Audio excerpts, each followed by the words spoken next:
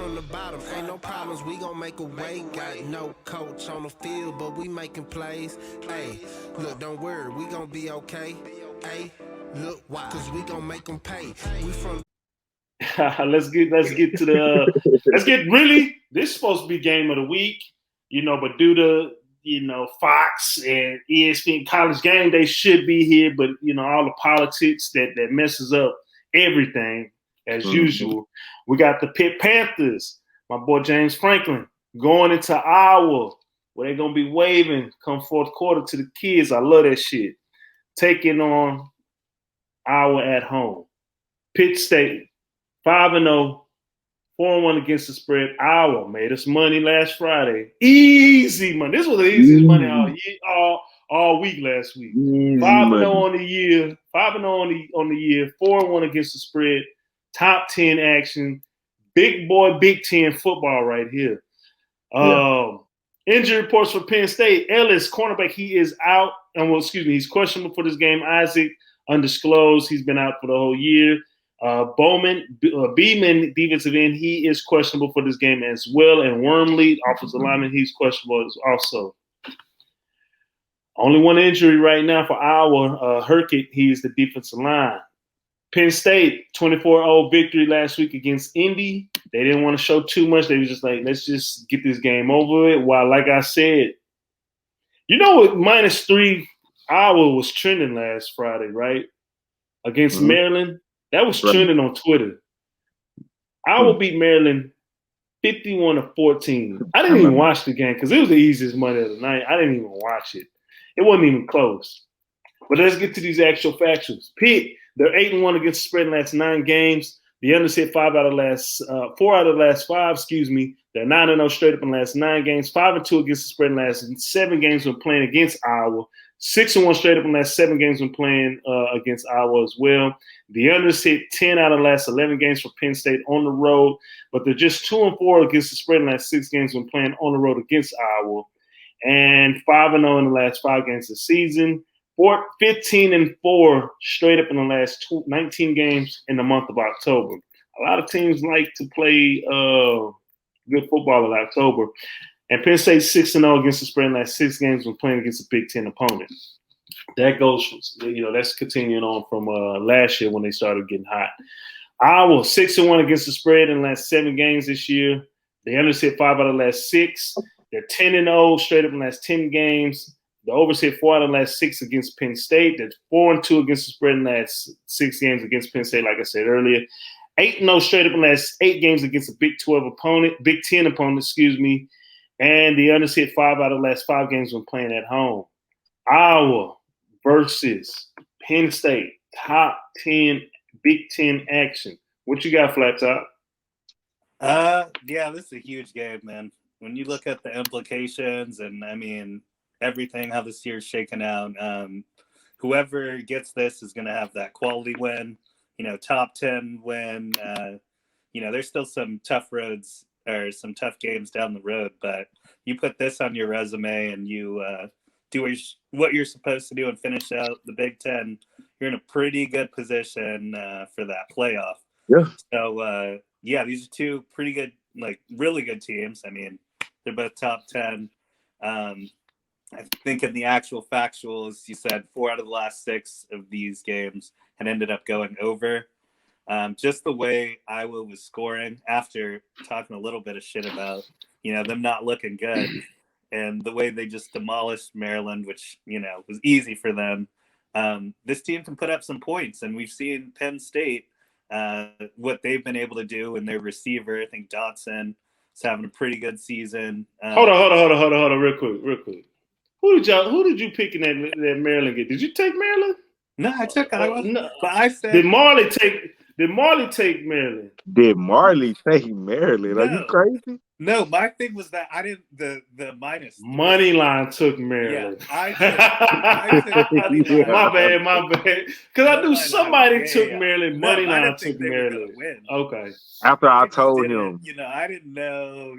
Maryland had been doing what they were doing, so Iowa showed what was up, just like Georgia. They're just outclassed. So as far as this game, I'm looking at the over at 41. I think more points there. I know it's going to be a tough, grinded out Big Ten football, but I think I could see some points being scored with this offense. And the fact that Penn State was so conservative last week, I think they're going to roll out some stuff that Iowa hasn't seen. And I think we should have a pretty good game. So my official play is over the 41 here. Okay. Marley, what you got?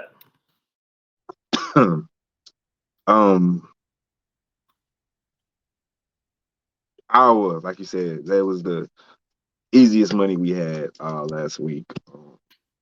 I like this Iowa team. Petrus, the quarterback. He's very solid. 7 touchdowns, 1 interception. Doesn't turn the ball over. Good center, running back, 5 TDs, 930 yards, 4.5 yards a carry.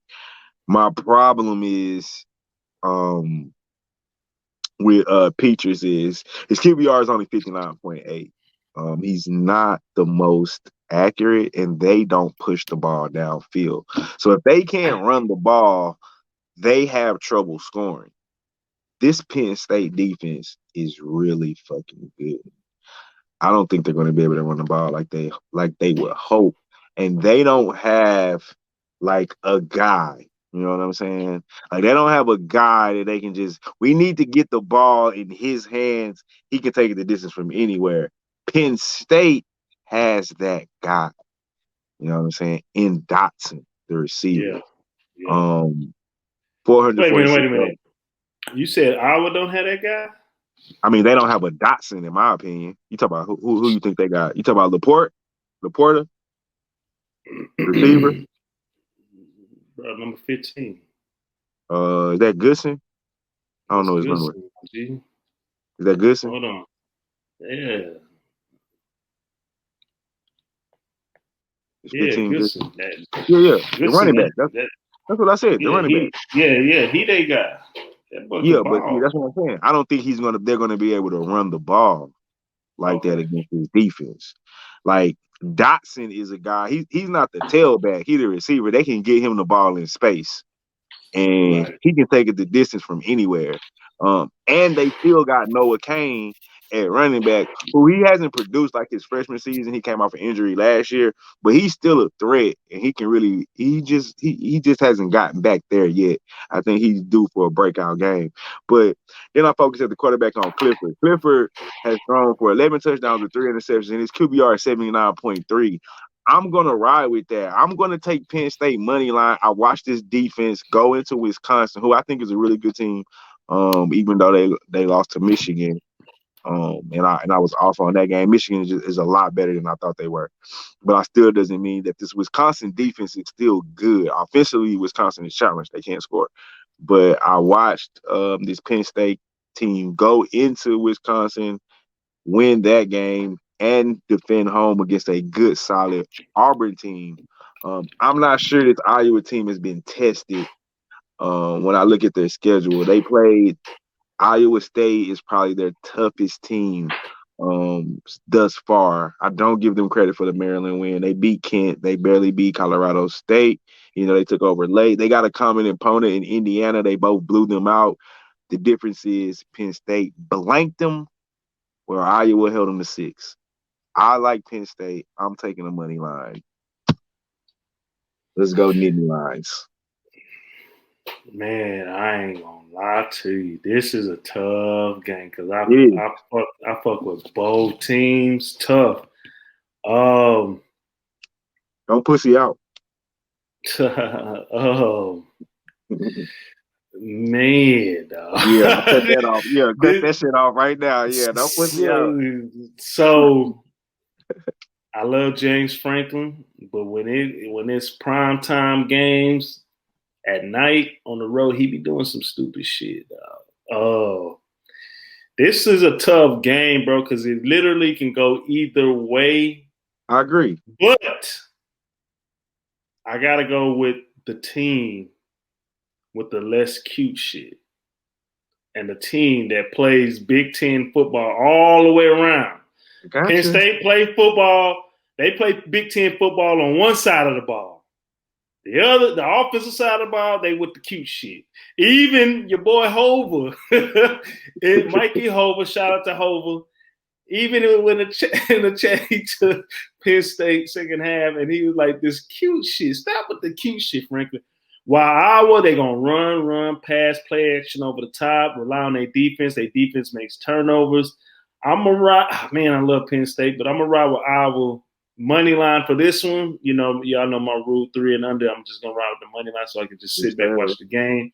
Iowa does struggle passing the ball at times, but I just got to go with the multiple tight ends on the field, underneath the center, play action pass to the rollout, hitting the tight end underneath and going over the top. Iowa money line. My official play, am I 100% confident in it?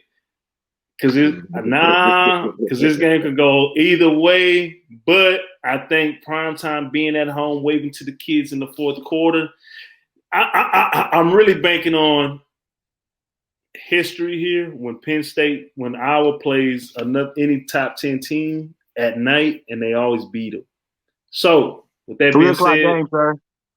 Oh. I'm tripping. Why I thought this was 6 o'clock. You sure? Positive. I'm looking at it right now. 3 p.m. Central Time.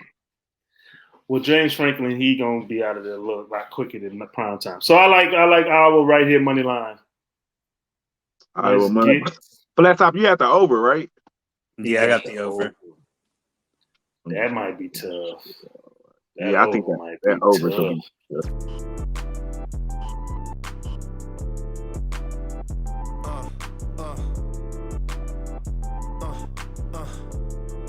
Check it out. Look, we from the bottom, ain't no problems, we gon' make a way. Got no coach on the field, but we making plays. Hey, look, don't worry, we gon' be okay. Hey, look, why? Cause we gon' make them pay. We from